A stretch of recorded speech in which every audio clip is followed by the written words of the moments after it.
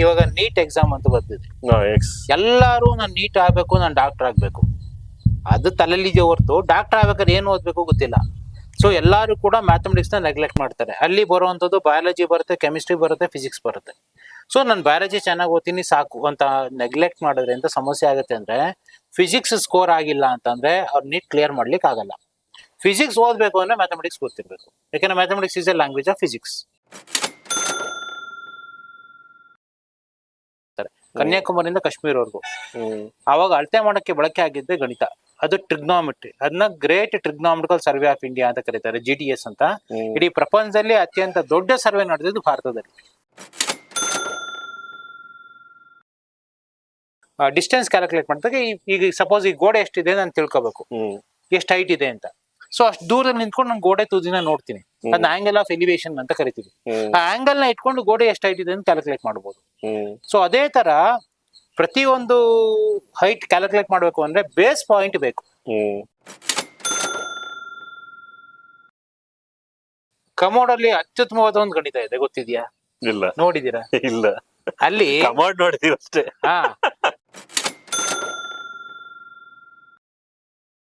ಅಷ್ಟು ಬೇಡ. So mathematics ನ ನಾವು ವಾಷಿಂಗ್ ಮಿಷಿನ್ ಅಲ್ಲಿ ನಾವು ನೋಡ್ತೀವಿ. ನಾವು PU ಹಂತದಲ್ಲಿ ಒಂದು ಫಂಕ್ಷನ್ ಸ್ಟಡಿ ಮಾಡ್ತೀವಿ, ಅದನ್ನ ಸಿಗ್ನಮ್ ಫಂಕ್ಷನ್ ಅಂತ ಕರಿತೀವಿ. ಅದು ಇನ್ನೇನಿಲ್ಲ, ಸಿಗ್ನಮ್ ಫಂಕ್ಷನ್ ಅಂದ್ರೆ ಪಾಸಿಟಿವ್ ವ್ಯಾಲ್ಯೂ ಬಂತು ಅಂದ್ರೆ 1 ನಂಬರ್ ಕೊಡುತ್ತೆ, ನೆಗೆಟಿವ್ ವ್ಯಾಲ್ಯೂ ಬಂತು ಏನಾರ ಬರ್ಲಿ, ನೆಗೆಟಿವ್ ಏನಾರ ಬರ್ಲಿ -1 ಕೊಡುತ್ತೆ, ಏನು ಇಲ್ಲ ಅಂದ್ರೆ 0 ಕೊಡುತ್ತೆ. ಇಷ್ಟೇ ಸಿಗ್ನಮ್ ಫಂಕ್ಷನ್. ಅದು ಇವತ್ತು ನಾವು ಮ್ಯಾಪ್ ನ ನೋಡ್ತಿದೀವಿ, ಇಂಡಿಯನ್ ಮ್ಯಾಪ್. ಆ ಇಂಡಿಯಾ ಮ್ಯಾಪ್ ಹಾಗೆ ಇದೆ ಅಂತ ಹೆಂಗ್ ಗೊತ್ತಾಗತ್ತೆ ನಮ್ಗೆ? ಸ್ಯಾಟಲೈಟ್ ಪಿಕ್ಚರ್ ಬರುತ್ತಲ್ವಾ. ಇವತ್ತೇನೋ ಸ್ಯಾಟಲೈಟ್ ಇತ್ತು, ಬಟ್ ಸ್ಯಾಟಲೈಟ್ ಬರಕ್ಕಿಂತ ಮುಂಚೆನೂ ನಮ್ಮಲ್ಲಿ ಭಾರತದ ಮ್ಯಾಪ್ ಇದ್ದೇ ಇದೆ. ಆ ಮ್ಯಾಪ್ ಹಿಂಗೆ ಇದೆ ಅಂತ ಗೊತ್ತಾಗಕ್ಕೆ ಗಣಿತ ಕಾರಣ. ಹೇಗೆ? ಅದನ್ನ ಟಿಪ್ಪು ಸುಲ್ತಾನ್ ಕೊನೆಯ ನಂತರ ಆಲ್ಮೋಸ್ಟ್ ಬ್ರಿಟಿಷರು ಭಾರತನ ಆಕ್ರಮಿಸ್ಕೊಂಡ್ಬಿಟ್ಟಿದ್ರು. ಅಲ್ಲಿ ಅದನ್ನ 2 ಭಾಗ ಮಾಡಿ, ಈ ಕಡೆ ಬೇ ಆಫ್ ಬೆಂಗಾಲ್, ಈ ಕಡೆ ಅರೇಬಿಯನ್ ಸಿ ಅಂತ ಬರ್ದಿದ್ದಾರೆ. ಅದು ಟ್ರಿಗ್ನೋಮೆಟ್ರಿಕ್ ಬಳಸಿರುವಂತದ್ದು. ಯಾಕೆ ಅದ್ ಬರ್ದಿದ್ದಾರೆ ಅಂದ್ರೆ, ಆ ಜಾಗದಲ್ಲಿ ಬೀಳುವಂತ ಮಳೆ ಬಲ್ಭಾಗ ಬಿದ್ದಿದ್ದೆಲ್ಲ ಅರೇಬಿಯನ್ ಸಿಗೆ ಹೋಗುತ್ತೆ, ಎಡಭಾಗ ಬಿದ್ದಿದ್ದೆಲ್ಲ ಬೇ ಆಫ್ ಬೆಂಗಾಲ್ ಹೋಗುತ್ತೆ. ಆಕ್ಚುಲಿ ಇವ್ರು ಅಳತೆ ಮಾಡ್ಬೇಕು ಅಂತ ಬ್ರಿಟಿಷ್ನವ್ರು ಅನ್ಕಂತಾರೆ, ಬಟ್ ಅಳತೆ ಮಾಡಿದ್ರು ನಮ್ಮ ಭಾರತದವ್ರು. ಅದು ಟ್ರಿಗ್ನೋಮೆಟ್ರಿಕ್ ಕ್ಯಾಲ್ಕುಲೇಷನ್, ಗಣಿತದ ಕ್ಯಾಲ್ಕುಲೇಷನ್ ಮುಖಾಂತರ ಇಷ್ಟೇ ಹೈಟ್ ಇದೆ ಅಂತ ಹೇಳ್ತಾರೆ. ಸರ್, ಈಗ ಗಣಿತನ ಕಬ್ಬಿಣದ ಕಡಲೆ ಅಂತ ಹೇಳಿ ಸಾಕಷ್ಟಿಗೊಂದು ವಿದ್ಯಾರ್ಥಿಗಳು ಮಾತನಾಡ್ತಾ ಇರ್ತಾರೆ. ನಾವು ಕೂಡ ವಿದ್ಯಾರ್ಥಿ ಒಂದು ಜೀವನದಲ್ಲಿ ಆತರ ಒಂದು ಇದನ್ನ ಫೀಲ್ ಮಾಡಿದೀವಿ. ಸೊ ಅದಕ್ಕೆ ನೀವೇನಂತೀರ? ಗಣಿತ ಕಬ್ಬಿಣ ಕಡಲೆ ಯಾಕಾಯ್ತು ಅನ್ನಕ್ಕೆ, ಗಣಿತನ 4 ಗೋಡೆ ಮಧ್ಯ ಓದ್ತಾ ಇದೀವಿ, ಅದೇ ಸಮಸ್ಯೆ ಆಗಿರೋದು. ಮತ್ತೆ ಗಣಿತನ ಯಾಕೆ ಓದ್ತಿದೀವಿ ಅನ್ನೋದು ಬಹುಶಃ ಓದ್ತಿರೋ ಮಕ್ಳಿಗಾಗ್ಲಿ, ಅದನ್ನ ನಾವು ಓದಿರೋ ನಮಗೂ ಹೋಗ್ಲಿ ಗೊತ್ತೇ ಇಲ್ಲ. ಉದಾಹರಣೆಗೆ, ತೀರಾ ಎಲ್ಲೆಲ್ಲೋ ಹೋಗೋದು ಬೇಡ, ಮನೇಲಿ ಎಲ್ಲಾ ಕಡೆನೇ ಗಣಿತ ಇದೆ. ನೀವು ಅಬ್ಸರ್ವ್ ಮಾಡಿದಿರೋ ಎಲ್ಲೋ ಗೊತ್ತಿಲ್ಲ, ಟಾಯ್ಲೆಟ್ ರೂಮ್ ಅಲ್ಲಿ ಕಮೋಡ್ ಇದೆ. ಕಮೋಡ್ ಅಲ್ಲಿ ಅತ್ಯುತ್ತಮವಾದ ಒಂದು ಗಣಿತ ಇದೆ, ಗೊತ್ತಿದ್ಯಾ? ಇಲ್ಲ. ನೋಡಿದೀರಾ? ಇಲ್ಲ. ಅಲ್ಲಿ ಕಮೋಡ್ ನೋಡಿದೀವಿ ಅಷ್ಟೇ. ಕಮೋಡ್ ಪರ್ಫೆಕ್ಟ್ ಆಗಿ ಗಣಿತ ಇರೋದಕ್ಕೇನೆ ತುಂಬಾ ಚೆನ್ನಾಗಿ ಕ್ಲೀನ್ ಆಗ್ತಾ ಇರೋದು. ಕಮೋಡಿನ ಬೇಸಿನ್ ಇದೆಯಲ್ಲ, ಅದು ಪರ್ಟಿಕ್ಯುಲರ್ ಕರ್ವ್ ಅಲ್ಲೇ ಇರಬೇಕು. ನೀವು ಕಮೋಡ್ ಫ್ರೆಶ್ ಮಾಡ್ದಂಗ್ ನೋಡಿ, ಸುರುಳಿ ಆಕಾರದಲ್ಲಿ ನೀರ್ ಕೆಳಗೋಗುತ್ತೆ. ಸುರುಳಿ ಆಕಾರದಲ್ಲಿ ಹೋದ್ರೇನೆ ಅದೆಲ್ಲ ಕ್ಲೀನ್ ಆಗೋದು. ಇಲ್ಲಾಂದ್ರೆ ಮೇಲಿನ ಕೆಳಗ್ ಬಿದ್ದಿದ್ರೆ ನೀರ್ ಕ್ಲೀನ್ ಆಗ್ತಿರ್ಲಿಲ್ಲ. ಸುರುಳಿ ಆಕಾರಕ್ಕೆ ಹೋಗಕ್ ಹೆಂಗ್ ಕಾರಣ? ಅಲ್ಲಿ ಸೈಫನ್ ಜೆಟ್ ಬರುತ್ತೆ, ಅಲ್ಲಿಂದ ನೀರ್ ಆಚೆ ಬಂದಿರೋದು ಆ ಕಮೋಡಿನ ಮೇಲ್ಭಾಗದಲ್ಲಿ ಆ ಹೋಲ್ಸ್ ಇದೆಯಲ್ಲ 45 ಡಿಗ್ರಿ ಆಕಾರದಲ್ಲಿ ಇರುತ್ತೆ, ಪ್ರತಿಯೊಂದು ಹಿಂಗ್ ಆಂಗಲ್ ಅಲ್ಲಿ ಇರುತ್ತೆ. ಆ ನೀರ್ ಬಂದಿದ್ದೆಲ್ಲ ಸುರುಳಿ ಆಕಾರ ಬಂದು ಕೆಳಗ್ ಹೋಗುತ್ತೆ. ಸೊ ಮ್ಯಾಥಮೆಟಿಕ್ಸ್ ಅಲ್ಲಿದೆ. ಎಷ್ಟೋ ಜನ ಅಬ್ಸರ್ವ್ ಮಾಡಿರೋದಿಲ್ಲ, ಅಯ್ಯೋ ಕಮೋಡ್ ಅಲ್ವಾ ಅಂತೀವಿ, ಬಟ್ ಕಮೋಡ್ ನೀಟ್ ಆಗಿರೋದಕ್ಕೆ ಮನೆ ಅಚ್ಚುಕಟ್ಟಾಗಿದೆ. ಅಷ್ಟೇ ಅಲ್ಲ, ಕಮೋಡಿನ ತುದಿ ನೋಡಿ ಎಸ್ ಆಕಾರದಲ್ಲಿ ಬೆಂಡ್ ಆಗಿರುತ್ತೆ. ನೀರು ಸ್ವಲ್ಪ ಉಳ್ಕೊಳ್ಳತ್ತಲ್ಲಿ, ಉಳ್ಕೊಳ್ಳೇಬೇಕು. ಯಾಕೆ ಅಂತಂದ್ರೆ ಆ ಕಡೆ ಒಳಗಿಂದ ಬರುವಂತ ಸ್ಮೆಲ್ ನ ಅದು ಅಬ್ಸರ್ವ್ ಮಾಡ್ಕೊಂಡು ಲಾಕ್ ಮಾಡತ್ತೆ ಅದು. ಸೊ ಅಲ್ಲೂ ಮ್ಯಾಥಮೆಟಿಕ್ಸ್ ಇದೆ. ಸೊ ಯಾಕೆ ಓದ್ತಿದೀವಿ ಅಂತ ನೋಡಲ್ಲ, ಅಷ್ಟು ಬೇಡ. ಸೊ ಮ್ಯಾಥಮೆಟಿಕ್ಸ್ ನ ನಾವು ವಾಷಿಂಗ್ ಮಿಷಿನ್ ಅಲ್ಲಿ ನಾವು ನೋಡ್ತೀವಿ. ನಾವು PU ಹಂತದಲ್ಲಿ ಒಂದು ಫಂಕ್ಷನ್ ಸ್ಟಡಿ ಮಾಡ್ತೀವಿ, ಅದನ್ನ ಸಿಗ್ನಮ್ ಫಂಕ್ಷನ್ ಅಂತ ಕರಿತೀವಿ. ಅದು ಇನ್ನೇನಿಲ್ಲ, ಸಿಗ್ನಮ್ ಫಂಕ್ಷನ್ ಅಂದ್ರೆ ಪಾಸಿಟಿವ್ ವ್ಯಾಲ್ಯೂ ಬಂತು ಅಂದ್ರೆ 1 ನಂಬರ್ ಕೊಡುತ್ತೆ, ನೆಗೆಟಿವ್ ವ್ಯಾಲ್ಯೂ ಬಂತು ಏನಾರ ಬರ್ಲಿ, ನೆಗೆಟಿವ್ ಏನಾರ ಬರ್ಲಿ -1 ಕೊಡುತ್ತೆ, ಏನು ಇಲ್ಲ ಅಂದ್ರೆ 0 ಕೊಡುತ್ತೆ. ಇಷ್ಟೇ ಸಿಗ್ನಲ್ ಫಂಕ್ಷನ್ ಅದು. ಈ ಕಾನ್ಸೆಪ್ಟ್ ವಾಷಿಂಗ್ ಮಿಷಿನ್ ಅಲ್ಲಿ ಇದೆ. ಸುಮ್ನೆ ಆನ್ ಮಾಡ್ತೀವಿ, ಬಟ್ಟೆ ಕೊಳೆ ಬಟ್ಟೆ ಹಾಕ್ತಿವಿ, ಬರುತ್ತೆ. ಬಟ್ ಬ್ಯೂಟಿಫುಲ್ ಮ್ಯಾಥಮೆಟಿಕ್ಸ್ ಅಲ್ಲಿದೆ, ನಾವು ನೋಡಕ್ ಹೋಗೋದಿಲ್ಲ. ಬಟ್ ಯಾಕೆ ಓದ್ತಾ ಇದೀವಿ ಅಂತ ಇದ್ರ ಬಗ್ಗೆ ಹೇಳ್ತಾ ಹೋಯ್ತು ಅಂತಂದ್ರೆ ಮಕ್ಕಳಿಗೆ ಆಸಕ್ತಿ ಬರುತ್ತೆ, ಕಬ್ಬಿಣದ ಕಡಲೆ ಅಂತ ಅನ್ಸಲ್ಲ. ಅಷ್ಟ್ಯಾಕೆ ಇವತ್ ನಾವು ಮ್ಯಾಪ್ ನ ನೋಡ್ತಿದೀವಿ, ಇಂಡಿಯನ್ ಮ್ಯಾಪ್. ಆ ಇಂಡಿಯಾ ಮ್ಯಾಪ್ ಹಾಗೆ ಇದೆ ಅಂತ ಹೆಂಗ್ ಗೊತ್ತಾಗುತ್ತೆ ನಮ್ಗೆ? ಸ್ಯಾಟಲೈಟ್ ಪಿಕ್ಚರ್ ಬರುತ್ತಲ್ವಾ. ಇವತ್ತೇನೋ ಸ್ಯಾಟಲೈಟ್ ಇತ್ತು, ಬಟ್ ಸ್ಯಾಟಲೈಟ್ ಬರಕ್ಕಿಂತ ಮುಂಚೆನೂ ನಮ್ಮಲ್ಲಿ ಭಾರತದ ಮ್ಯಾಪ್ ಇದ್ದೇ ಇದೆ. ಆ ಮ್ಯಾಪ್ ಹಿಂಗೆ ಇದೆ ಅಂತ ಗೊತ್ತಾಗಕ್ಕೆ ಗಣಿತ ಕಾರಣ. ಹೇಗೆ? ಅದನ್ನ ಟಿಪ್ಪು ಸುಲ್ತಾನ್ ಕೊನೆಯ ನಂತರ ಆಲ್ಮೋಸ್ಟ್ ಬ್ರಿಟಿಷರು ಭಾರತನ ಆಕ್ರಮಿಸ್ಕೊಂಡ್ಬಿಟ್ಟಿದ್ರು. ಅಲ್ಲಿವರೆಗೂ ಬೇರೆ ಬೇರೆ ಕಡೆ ಇತ್ತು, ಆಲ್ಮೋಸ್ಟ್ ಆಕ್ರಮಿಸ್ಕೊಂಡಿದ್ದು ಟಿಪ್ಪು ಸುಲ್ತಾನ್ ಹತನ ನಂತರ. ಅದಾದ್ಮೇಲೆ ಅವತ್ತಿನ ಬ್ರಿಟಿಷ್ ಅಧಿಕಾರಿ ವಿಲಿಯಂ ಲ್ಯಾಂಬ್ಡನ್ ಅನ್ನೋ ಒಬ್ಬ ಅಧಿಕಾರಿಗೆ ಯೋಚನೆ ಬಂತು, ಸರಿ ನಾವು ಭಾರತನ ಆಕ್ರಮಿಸ್ಕೊಂಡಿದೀವಿ, ಎಲ್ಲಿಂದ ಆಳ್ತಾ ಇದೀವಿ ನಮ್ಗೆ ಗೊತ್ತೇ ಇಲ್ವಲ್ಲ. ಅಲ್ಲಿ ಒಂದ್ ಸಮಸ್ಯೆ ಬಂತು ಅವ್ರಿಗೇನು ಅಂತಂದ್ರೆ, ಒಂದು ಜಾಗಕ್ಕೆ ಟ್ಯಾಕ್ಸ್ ಕಲೆಕ್ಷನ್ ಮಾಡ್ಲಿಕ್ಕೆ ಹೋಗ್ತಾರೆ ಬ್ರಿಟಿಷ್ ಅವರು. ಆತ ವ್ಯಕ್ತಿ ಹೇಳ್ತಾನೆ, ನಾನು ಈ ಡಿಸ್ಟ್ರಿಕ್ಟ್ ಸಂಬಂಧಪಟ್ಟಿದ್ದಲ್ಲ, ಪಕ್ಕದ ಡಿಸ್ಟ್ರಿಕ್ಟ್ ನವನು, ನಾನು ಅವ್ರಿಗೆ ಟ್ಯಾಕ್ಸ್ ಕೊಡ್ತೀನಿ ಅಂತ. ಸರಿ, ಪಕ್ಕದ ಡಿಸ್ಟ್ರಿಕ್ಟ್ ನವ್ರು ಬರ್ತಾರೆ ಟ್ಯಾಕ್ಸ್ ಕಲೆಕ್ಟ್ ಮಾಡ್ಲಿಕ್ಕೆ, ಅವ್ರು ಕೇಳ್ತಾರೆ ನಾನು ಈ ಡಿಸ್ಟ್ರಿಕ್ಟ್ ನವನು, ನಾನು ನಿಮ್ಗೆ ಕೊಡಲ್ಲ. ಯಾಕೆ ಸಮಸ್ಯೆ ಅಂತಾನೆ ಬಾರ್ಡರ್ ಸಮಸ್ಯೆ ಆಯ್ತು, ಯಾವ ಡಿಸ್ಟ್ರಿಕ್ಟ್ ಎಲ್ಲಿಗೆ ಬರುತ್ತೆ ಅಂತ. ಅವತ್ತು ಅವರು ಇಡೀ ಭಾರತನ ಅಳತೆ ಮಾಡ್ಲಿಕ್ಕೆ ಶುರು ಮಾಡ್ತಾರೆ. 1800 ಸಮಥಿಂಗ್ ಆ ಟೈಮಲ್ಲಿ ಅಳತೆ ಮಾಡಕ್ ಶುರು ಮಾಡ್ತಾರೆ, ಕನ್ಯಾಕುಮಾರಿಯಿಂದ ಕಾಶ್ಮೀರ್ವರೆಗೂ. ಅವಾಗ ಅಳತೆ ಮಾಡಕ್ಕೆ ಬಳಕೆ ಆಗಿದ್ದೆ ಗಣಿತ, ಅದು ಟ್ರಿಗ್ನಾಮೆಟ್ರಿ. ಅದನ್ನ great trigonometrical survey of India ಅಂತ ಕರೀತಾರೆ, GTS ಅಂತ. ಇಡೀ ಪ್ರಪಂಚದಲ್ಲಿ ಅತ್ಯಂತ ದೊಡ್ಡ ಸರ್ವೆ ನಡೆದಿದ್ದು ಭಾರತದಲ್ಲಿ. ಪ್ರಪಂಚದಲ್ಲೇ? ಇಡೀ ಪ್ರಪಂಚದಲ್ಲೇ ಅತ್ಯಂತ ದೊಡ್ಡ ಸರ್ವೆ ಭಾರತದಲ್ಲಿ, ಅದು GTS. ಇನ್ನು ಹೆಮ್ಮೆ ಸಂಗತಿ ಏನು ಅಂದ್ರೆ, ಅದು ಶುರುವಾಗಿದ್ದು ನಮ್ಮ ಬೆಂಗಳೂರಲ್ಲಿ. ಕರ್ನಾಟಕ ಅದಕ್ಕೂ ಬೆಂಗಳೂರಲ್ಲಿ ಶುರು ಆಗಿದ್ದು, ಅಧಿಕೃತವಾಗಿ ಒಂದು ಮಡ್ರಾಸ್ ಅಲ್ಲಿ ಶುರು ಮಾಡ್ತಾರೆ. ಅದನ್ನ ಇನ್ನೂ ಅದ್ರ ಬಗ್ಗೆ ಕುತೂಹಲಕಾರಿ ವಿಚಾರ ಹೇಳ್ಬೇಕು ಅಂತಂದ್ರೆ, ಟ್ರಿಗ್ನಾಮೆಟ್ರಿ ಅಂತ ಅಂದ್ರೆ ಸ್ಟಡಿ ಆಫ್ ಟ್ರಯಾಂಗಲ್ ಅಂತ, ರೈಟ್ ಆಂಗಲ್ ಟ್ರಯಾಂಗಲ್, ತ್ರಿಕೋನ ಇರ್ಬೇಕು. ತ್ರಿಕೋನಮಿತಿ ಶಾಸ್ತ್ರನ ಟ್ರಿಗ್ನಾಮೆಟ್ರಿ ಅಂತ ಕರೀತಾರೆ. ಅದಕ್ಕೊಂದು ಬೇಸ್ ಪಾಯಿಂಟ್ ಬೇಕು. ಆ ಪಾಯಿಂಟ್ ಇಂದ ಇಷ್ಟು ದೂರದಲ್ಲಿ ಸರ್ವೆ ಮಾಡಿದಾಗ ಅಥವಾ ಡಿಸ್ಟೆನ್ಸ್ ಕ್ಯಾಲ್ಕುಲೇಟ್ ಮಾಡಿದಾಗ, ಈಗ ಸಪೋಸ್ ಈ ಗೋಡೆ ಎಷ್ಟಿದೆ ನಾನು ತಿಳ್ಕೊಬೇಕು, ಎಷ್ಟು ಹೈಟ್ ಇದೆ ಅಂತ. ಸೊ ಅಷ್ಟು ದೂರದಲ್ಲಿ ನಿಂತ್ಕೊಂಡು ನಾನು ಗೋಡೆ ತುದಿನ ನೋಡ್ತೀನಿ, ಅದನ್ನ ಆಂಗಲ್ ಆಫ್ ಎಲಿವೇಶನ್ ಅಂತ ಕರಿತೀವಿ. ಆ ಆಂಗಲ್ ನ ಇಟ್ಕೊಂಡು ಗೋಡೆ ಎಷ್ಟು ಹೈಟ್ ಇದೆ ಅಂತ ಕ್ಯಾಲ್ಕುಲೇಟ್ ಮಾಡಬಹುದು. ಸೊ ಅದೇ ತರ ಪ್ರತಿಯೊಂದು ಹೈಟ್ ಕ್ಯಾಲ್ಕುಲೇಟ್ ಮಾಡ್ಬೇಕು ಅಂದ್ರೆ ಬೇಸ್ ಪಾಯಿಂಟ್ ಬೇಕು. ಪ್ರಪಂಚದಾದ್ಯಂತ, ಭಾರತದಾದ್ಯಂತ ಎಷ್ಟೋ ಬೇಸ್ ಪಾಯಿಂಟ್ ಇದೆ.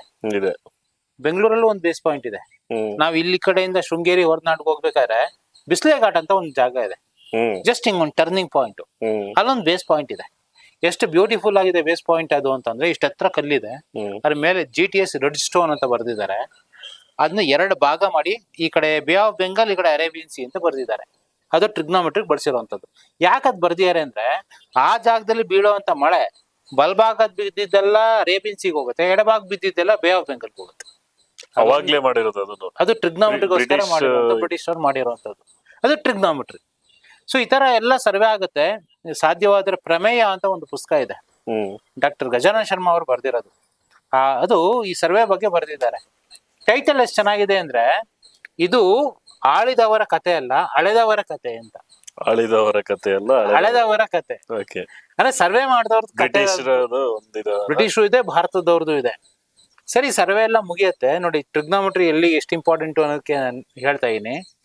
ಸರ್ವೆ ಎಲ್ಲ ಮುಗಿದ್ಮೇಲೆ ಫೈನಲ್ ಆಗಿ ರಿಪೋರ್ಟ್ ತರ್ತಾರೆ. 70 ವರ್ಷಗಳ ಕಾಲ ಸರ್ವೆ ನಡೆಯುತ್ತೆ. 70 ವರ್ಷ. ಇದೊಂದು ಸೈಟ್ ಅಲ್ಲೇ ಅಳತೆ ಮಾಡಕ್ಕೆ ಒಂದ್ ಮಿನಿಮಮ್ 3 ರಿಂದ 4 ಗಂಟೆ ಬೇಕು. ಅಂತದ್ರಲ್ಲಿ ಇಡೀ ಭಾರತನ ಅಳತೆ ಮಾಡ್ಬೇಕು ಅಂದ್ರೆ ಎಷ್ಟು ಜನ? ಅವತ್ತಿನ ಕಾಲದಲ್ಲಿ ಅದು ಏನು ಇವತ್ತಿನ GPS ಸಿಸ್ಟಮ್ ಇಲ್ಲ, ಏನಿಲ್ಲ, ಪ್ಯೂರ್ ಗಣಿತನ ಬಳಸಿ ಮಾಡಿರೋವಂಥದ್ದು. ಸರಿ, ಸರ್ವೆ ಆಗುತ್ತೆ, 70 ವರ್ಷಗಳ ಕಾಲ ಮುಗಿಯತ್ತೆ. ಹಲವಾರು ಜನ ಲೀಡರ್ಗಳು ಬದಲಾಗ್ತಿರ್ತಾರೆ. ಕೊನೆ ಒಬ್ಬ ಲೀಡರು ಫೈನಲ್ ರಿಪೋರ್ಟ್ ನ ತಗೊಂಡೋಗಿ ಅವತ್ತಿನ ಬ್ರಿಟಿಷ್ ಗವರ್ನರ್ ಜನರಲ್ಗೆ ತಗೊಂಡೋಗಿ ಕೊಡ್ತಾರೆ. ಅವ್ರ ರಿಪೋರ್ಟ್ ನೋಡ್ತಾರೆ. ಆಳವಾದ ಪ್ರಪಾತ ಇರುತ್ತೆ, ಎತ್ತರವಾದ ಬೆಟ್ಟ ಇರುತ್ತೆ, ಕಂದಕ ಎಲ್ಲ ಇರುತ್ತೆ. ಅವಾಗ ಹೇಳ್ತಾರೆ, ಎತ್ತರವಾದ ಬೆಟ್ಟ ಅಂತ ನೀವು ಹೇಳ್ತಿದಿರಲ್ಲ, ಈ ಬೆಟ್ಟಕ್ಕೆ ನಿಮ್ ಹೆಸರು ಇಟ್ಬೋಣ ಅಂತ ಆ ಬ್ರಿಟಿಷ್ ಅಧಿಕಾರಿಗೆ ಹೇಳ್ತಾರೆ. ಆ ಬ್ರಿಟಿಷ್ ಅಧಿಕಾರಿ ಒಪ್ಪಲ್ಲ, ನನ್ನ ಹೆಸರು ಬೇಡ, ಇದಕ್ಕೆ ಭಾರತದವ್ರು ಕೆಲಸ ಮಾಡಿರೋದು. ಬ್ರಿಟಿಷ್ ಅವ್ರಿಗೆ ಈಗೋ, ನಾವು ಭಾರತನ ಆಳ್ತಾ ಇರೋದು, ನಾವು ಯಾಕೆ ಭಾರತೀಯರ ಹೆಸರು ಇಡ್ಬೇಕು, ನಮ್ಮ ಹೆಸರು ಇಟ್ಕೊಳ್ಳೋಣ ಅಂತ ಅಂದ್ಬಿಟ್ಟು ಅವತ್ತಿನ ದಿವಸ ಇದ್ದಂತ ಲೀಡ್ ಮಾಡಿರೋಂಥ ಮ್ಯಾಥಮೆಟಿಷಿಯನ್ ಯಾರು ಇರ್ತಾರೆ, ಸರ್ವೆ ಲೀಡರು, ಅವ್ರ ಹೆಸರು ಇರ್ತಾರೆ. ಅವ್ರ ಹೆಸರು ಜಾರ್ಜ್ ಎವರೆಸ್ಟ್ ಅಂತ. ಇವತ್ ನಾವೇನ್ ಮೌಂಟ್ ಎವರೆಸ್ಟ್ ಅಂತ ಕರಿತಿದೀವಿ, ಜಾರ್ಜ್ ಎವರೆಸ್ಟ್. ಅದ್ ಹಿಂದೆ ಏನಿತ್ತು ನೇಮು? ಕಾಂಚನಜುಂಗ ಅಂತ ಇತ್ತು, ತುಂಬಾ ಹೆಸರಿತ್ತು. ಆದ್ರೆ ಕಾಂಚನಜುಂಗ ಅದೊಂದು ಹೆಸರಿತ್ತು. ತಕ್ಷಣ ನೆನ್ ಬರ್ತಿಲ್ಲ. ಇಲ್ಲಿ ಹೇಳಿ. ಆ ಬೆಟ್ಟದ ಹೆಸರಿಗೆ ಬ್ರಿಟಿಷ್ ಅಧಿಕಾರಿ ತನ್ನ ಹೆಸರನ್ನ ಇರ್ತಾರೆ. ಆದ್ರೆ ಕೆಲಸ ಮಾಡಿದ್ರೆ ಭಾರತೀಯ ಗಣಿತಜ್ಞನ ಹೆಸರು ರಾಧಾನಾಥ್ ಸಿಕ್ದಾರ್ ಅಂತ. ಆಕ್ಚುಲಿ ಇವ್ರು ಅಳತೆ ಮಾಡ್ಬೇಕು ಅಂತ ಬ್ರಿಟಿಷ್ನವ್ರು ಅನ್ಕಂತಾರೆ, ಬಟ್ ಅಳತೆ ಮಾಡಿದ್ರು ನಮ್ಮ ಭಾರತದವ್ರು. ಅದು ಟ್ರಿಗ್ನೋಮೆಟ್ರಿ ಕ್ಯಾಲ್ಕುಲೇಷನ್, ಗಣಿತದ ಕ್ಯಾಲ್ಕುಲೇಷನ್ ಮುಖಾಂತರ ಇಷ್ಟೇ ಹೈಟ್ ಇದೆ ಅಂತ ಹೇಳ್ತಾರೆ. ಆ ಹೈಟ್ ಇವತ್ತಿಗೂ ಅಷ್ಟೇ ಇದೆ. ಅದನ್ನ ಅವತ್ತು ಟ್ರಿಗ್ನೋಮೆಟ್ರಿಲಿ ಮಾಡಿದ್ದು. ಇವತ್ತು GPS ಸಿಸ್ಟಮ್ ಇದೆ, ಅಳತೆ ಮಾಡಕ್ಕೆಲ್ಲ ಇದೆ. ಸರ್ವೆ ಮಾಡಿದ್ರೆ ಭಾರತದವರು. ಸೊ ಗಣಿತ ಎಲ್ಲಾ ಕಡೆನೂ ಇದೆ. ಕಡಲೆ, ಇದು ಕಬ್ಬಿಣದ ಕಡಲೆ. ಈಗ ವಿದ್ಯಾರ್ಥಿಗಳಿಗೆ ಕಬ್ಬಿಣದ ಕಡಲೆ ಇದು ಗೊತ್ತಾಯ್ತು.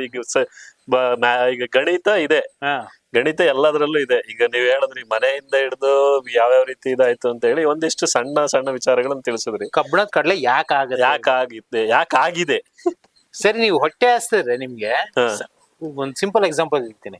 ನೀವ್ ಇಲ್ಲಿಂದ ಮನೆಗ್ ನಡ್ಕೊಂಡು ಹೋಗ್ತೀರಾ ಅಥವಾ ವೆಹಿಕಲ್ ಹೋಗ್ತೀರಾ, ತುಂಬಾ ಹೊಟ್ಟೆ ಹಸ್ತಾಗಿದ್ರೆ ನೀವು ಅಬ್ಸರ್ವ್ ಮಾಡಿ, ನೀವು ತಿನ್ನೋ ಐಟಮೇ ಕಾಣ್ತಿರತ್ತೆ.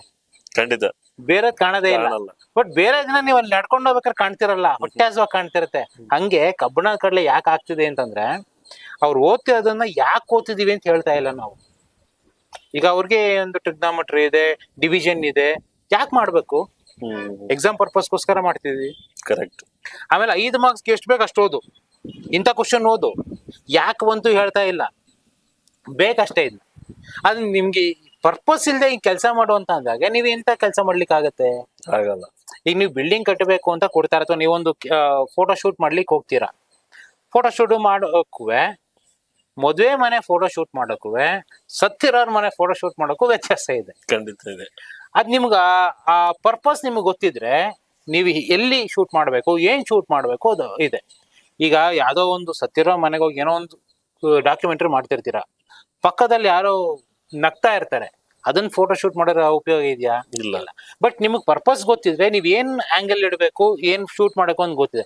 ಹಾಗೆ ನಮ್ಮ ಮಕ್ಳಿಗೂ ಗಣಿತನ ಯಾಕೆ ಕಲಿತಾ ಇದೀವಿ, ಯಾಕೆ ಕಲಿಬೇಕು, ಏನ್ ಉಪಯೋಗ ಅನ್ನೋದನ್ನ ಹೇಳದ್ ಬಿಟ್ಬಿಟ್ಟು ಮಾರ್ಕ್ಸ್ ಸ್ಕೋರ್ ಮಾಡೋಕ್ಕೋಸ್ಕರ ಓದು ಅಂತ ಅಂದಾಗ ಪೇರೆಂಟ್ಸ್ ಮನ್ಸಲ್ಲೂ ಅದೇ ಬರುತ್ತೆ. ಅವರ ಪ್ರೆಸ್ಟೀಜ್ಗೋಸ್ಕರ ಮಕ್ಕಳು ಮಾರ್ಕ್ಸ್ ತೆಗಿಬೇಕು. ನಾಲೆಡ್ಜ್ ಬರ್ಲಿ ಅನ್ನೋದಲ್ಲ, ಅವ್ರ ಮಾರ್ಕ್ಸ್ ತೆಗಿಬೇಕು, ಯಾಕೆಂದ್ರೆ ಅವ್ರ ಪ್ರೆಸ್ಟೀಜ್ಗೋಸ್ಕರ. ಹಂಗಾಗಿ ಇದು ಕಬ್ಬಿಣದ ಕಡಲೆ ಆಗಿದೆಯೋ ಹೊರತು ಅದು ಸುಳಿದ ಬಾಳೆಹಣ್ಣು ಆಗಿಲ್ಲ.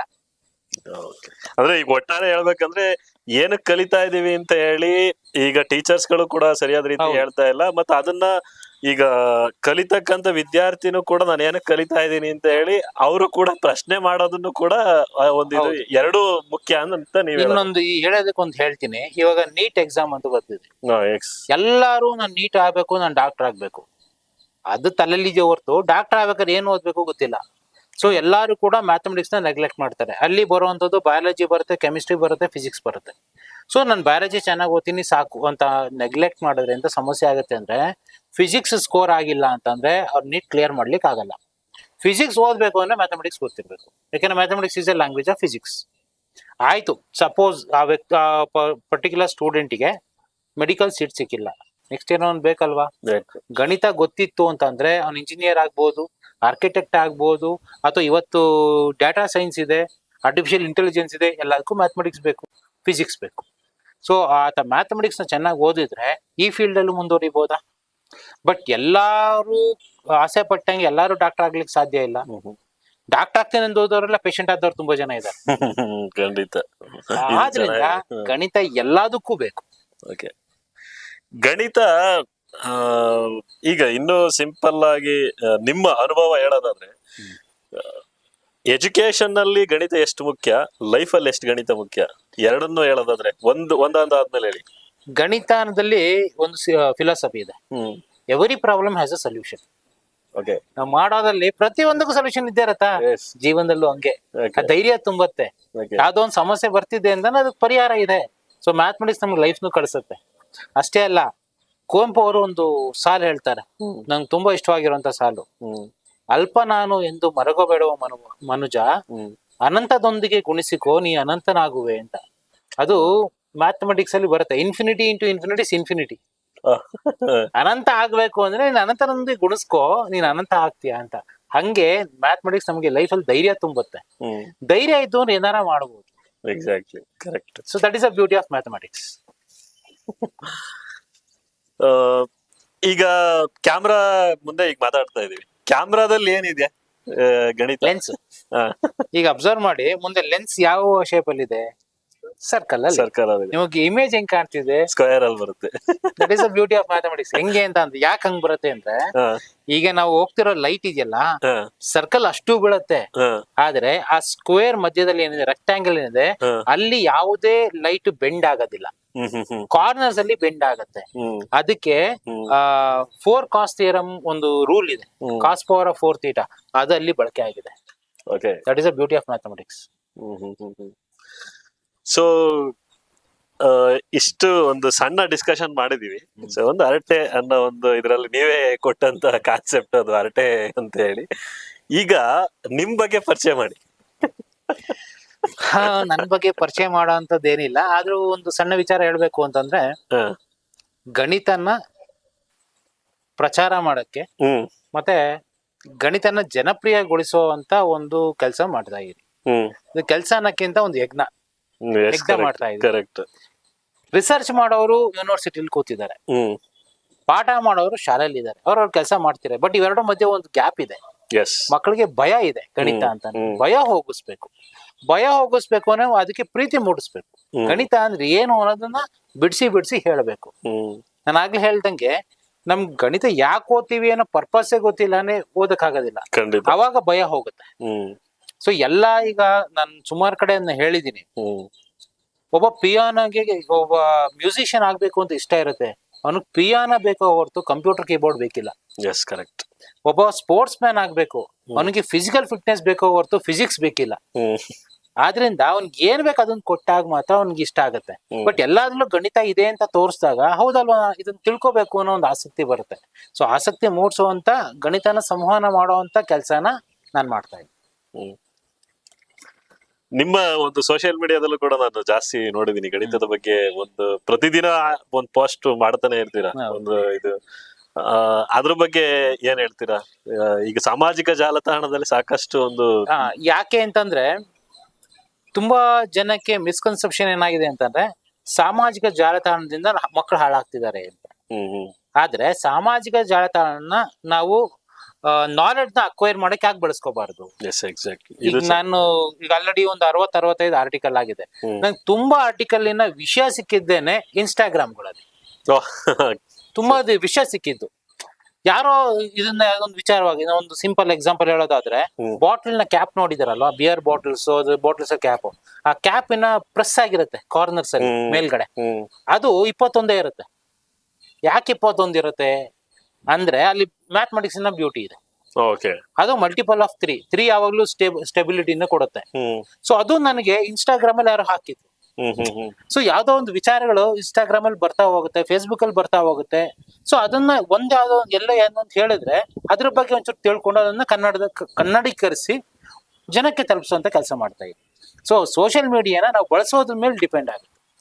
ಆಮೇಲೆ ಸೋಷಿಯಲ್ ಮೀಡಿಯಾದಲ್ಲಿ ಇನ್ನೊಂದು ನನಗೆ ಇಷ್ಟವಾಗಿದೆ ಏನಂದ್ರೆ, ನೀವು ಅಬ್ಸರ್ವ್ ಮಾಡಿರ್ತೀರಾ, ನೀವೇನು ಲೈಕ್ ಮಾಡ್ತೀರಾ ಅದು ಕಣ್ಣು ಕಾಣ್ತಾ ಇರುತ್ತೆ ಸೋಷಿಯಲ್ ಮೀಡಿಯಾ. ಯಾವಾಗ್ಲೂ ಅಷ್ಟೇ, ನಮ್ ಲೈಫ್ ಅಷ್ಟೇ, ನಾವೇನ್ ಇಷ್ಟ ಪಡ್ತೀವಿ ನಮ್ಗೆ ಕಣ್ಣು ಕಾಣುತ್ತೆ. ಸೊ ಮ್ಯಾಥಮೆಟಿಕ್ಸ್ ನಮ್ಮನ್ನ ಅದನ್ನ ಕಲ್ಸತ್ತೆ. ಯಾಕೆ ಮ್ಯಾಥಮೆಟಿಕ್ಸ್ ನ ಇಷ್ಟಪಟ್ರೆ ನಮ್ಮನ್ನ ಅದು ಇಷ್ಟಪಡುತ್ತೆ. ಇದು ನಿಮ್ಮ ಐಡಿಯಾ ಹೇಳಿ ಸರ್. ಸೋಷಿಯಲ್ ಮೀಡಿಯಾ ಕೃಷ್ಣ ಚೈತನ್ಯ ಸರ್ಚ್ ಮಾಡಿದ್ರೆ ಸಿಗುತ್ತೆ. ಓಕೆ, ಈ ಒಂದು ಹರಟೆ ಕಾರ್ಯಕ್ರಮದಲ್ಲಿ ಸಾಕಷ್ಟು ಒಂದು ಗಣಿತದ ಬಗ್ಗೆ ಚರ್ಚೆ ಮಾಡಿದ್ವಿ. ವಿಶೇಷವಾಗಿ ಮತ್ತಷ್ಟು ಇನ್ನೂ ಇವರಲ್ಲಿ ವಿಚಾರಗಳಿದೆ, ಅದನ್ನ ಸಪರೇಟ್ ಆಗಿ ಒಂದೊಂದೇ ಇದನ್ನ ಮಾತಾಡೋಣ ಅಂತ ನಾವು ಇಷ್ಟಪಡ್ತೀವಿ. ಸೊ ಇವತ್ತಿಗೆ ಬಹುಶಃ ಒಂದಿಷ್ಟು ಕಾಲ ಜ್ಞಾನಕ್ಕೋಸ್ಕರ ಒಂದು ಮೀಸಲಾಗಿ ಇಟ್ಟಿದ್ವಿ. ಸೊ ಖಂಡಿತ ಈ ಒಂದು ವಿಡಿಯೋನ ಹೆಚ್ಚಿನ ಜನಕ್ಕೆ ಶೇರ್ ಮಾಡ್ತಾ, ನಿಮಗೆ ಅನಿಸಿದ್ದನ್ನ ಕಾಮೆಂಟ್ ಮಾಡಿ. ಮತ್ತಷ್ಟು ವಿಚಾರಗಳು ಗಣಿತಕ್ಕೆ ಸಂಬಂಧಪಟ್ಟಂತೆ ನಿಮ್ಮಲ್ಲಿ ಏನಾದ್ರು ಪ್ರಶ್ನೆ ಇದ್ರೆ ಕಾಮೆಂಟ್ ಮಾಡ್ಬೋದು ಅಂತ ಹೇಳ್ತಾ, ಸಾಮಾಜಿಕ ಜಾಲತಾಣವನ್ನ ಸರಿ ಹೇಳ್ದಂಗೆ ಒಂದಿಷ್ಟು ಒಳ್ಳೆಯ ಒಂದು ವಿಚಾರಕ್ಕೆ ವೇದಿಕೆ ಆಗ್ಲಿ ಅಂತಕ್ಕಂಥದ್ದು ನಮ್ಮ ಒಂದು ಆಶಯನೂ ಕೂಡ ಹೌದು. ನವಿ ಟೈಮ್ಸ್ ನ ಸಬ್ಸ್ಕ್ರೈಬ್ ಮಾಡ್ಕೊಳ್ಳಿ. ನಮಸ್ಕಾರ.